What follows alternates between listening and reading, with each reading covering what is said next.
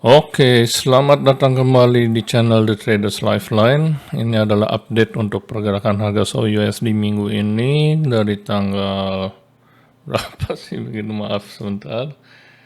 26 sampai 30 Mei. Oke, jadi ini kita hapus dulu semua. Saya dianalisa minggu ini di akhir minggu lalu, ya, di hari Minggu saya udah bilang bahwa harga itu akan ada reaksi dari bearish order block daily yang ini. Dan ini kemarin kita dapatkan memang ada koreksi ya di hari Senin. Nah, sekarang kalau kita lihat di time frame 1 jamnya, ini struktur harga adalah seperti ini. Dia naik, membentuk higher high, higher low, higher high, higher low, higher high, higher low. Kemudian di sini dia membentuk lower high dibanding high ini. Kemudian higher low, higher high, higher low, higher high lagi.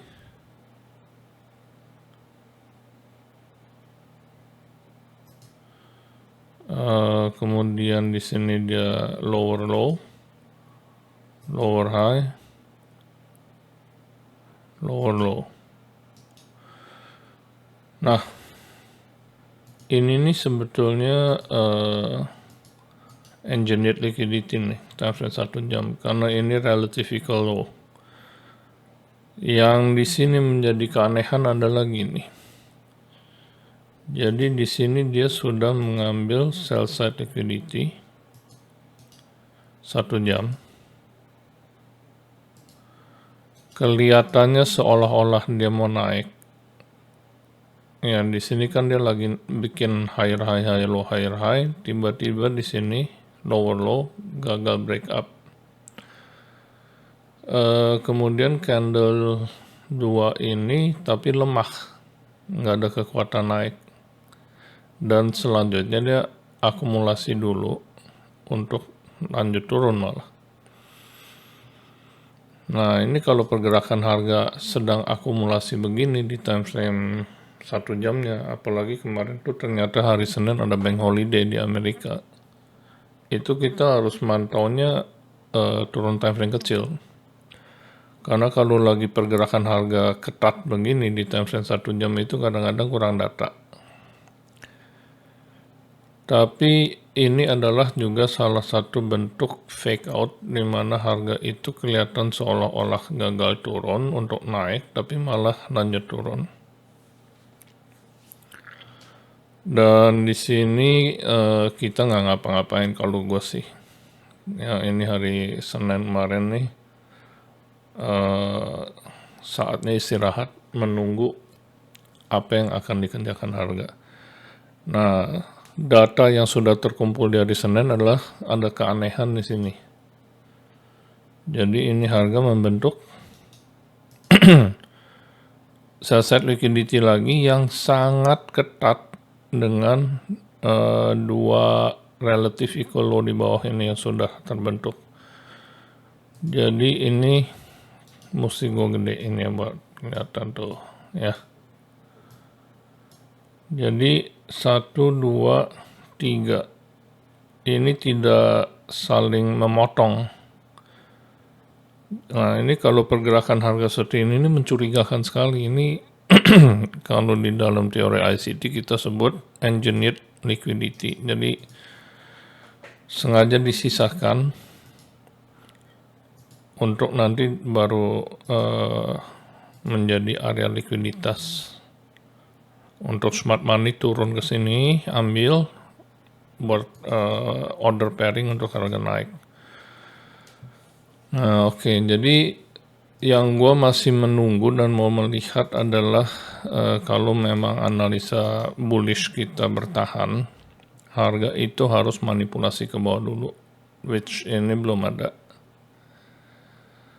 andaikan kemarin harga SWIP ini 2 sell side atau salah satunya, ya, sell side liquidity yang ini 2 nih kemarin di SWIP, kemudian ada konfirmasi gerakan harga momentum up, nah itulah itu bisa menjadi manipulasi weekly kita kemarin. Jadi kalau andaikan kemarin harganya turun begini, terus ada konfirmasi gerakan harganya momentum up, nah itu inilah manipulasinya. Kalau ini nggak ada, ya ini malah membuat satu sell side liquidity lagi di atas 2 yang sudah ada, dan jaraknya tuh ketat banget. Ini cuma selisih sen kayaknya, coba kita ukur. Jadi ini di 3323.78, ini di 3323.55. Selisihnya hanya 0,22 dolar, 0,23 dolar.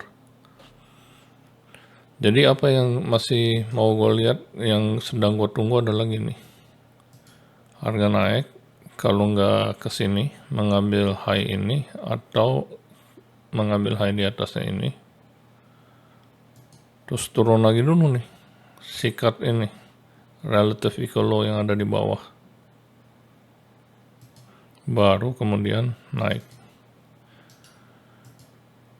Itu yang gue mau lihat. Nah, cuman dari segi waktunya nih, nggak pas. Karena pergerakan harganya terlalu slow. Kan kita 1 minggu itu kita bagi menjadi 4 quarter.